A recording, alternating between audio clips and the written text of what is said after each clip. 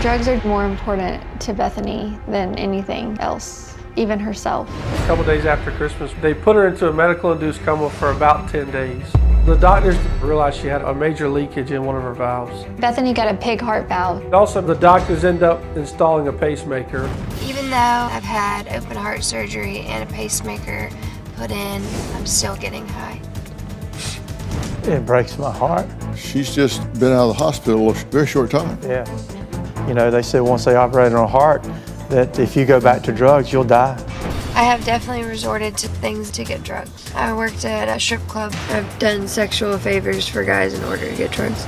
It's reality time, Mom. She's doing sexual favors for money, stripping, larceny. Where did you think she was getting the money? I had no idea. Have you gotten high today? Mm-hmm. You brought heroin on the plane with you here, right? Mm-hmm. Our hearts are breaking, baby. You don't have any idea how deep it hurts. And it seems like you don't really care. And we just want the Bethy that cares. The only chance that you have is not to treat your addiction, but to treat you. I don't want to live like this anymore. Well, joining us is Bethany, her mother Charlotte, and her father Clyde. And Bethany is 9 months sober as she sits here today. So,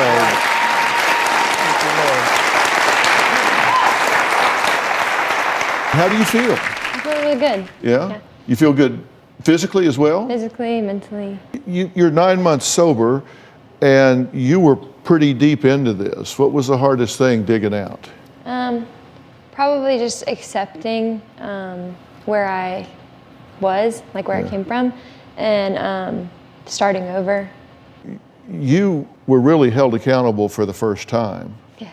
And you had always been able to manipulate before, but that kind of came to an end, right? Yeah. It was frustrating for me. What? Being like stopped. Yeah. But that had to happen, right? Yeah, for sure. What do you guys think of what she's done and where she is at this point? I am totally thrilled to have my daughter back. She's just not the same child. You can look in her eyes and see there's a different young lady in there now. Yeah.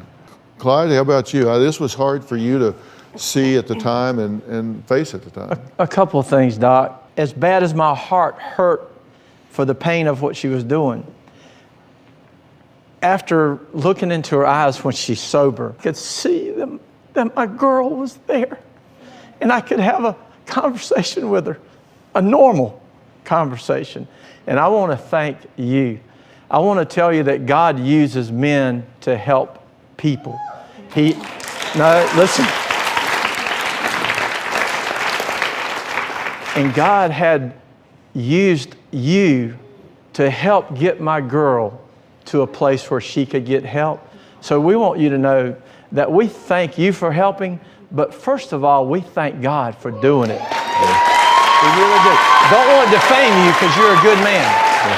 I mean that. And from my family, I want you to know that we're very grateful to you and we thank you very much. Well, I appreciate you saying that, and trust me, I tell you for certain, I pray really hard that God gives me the wisdom and the words that I need to say the things that I need to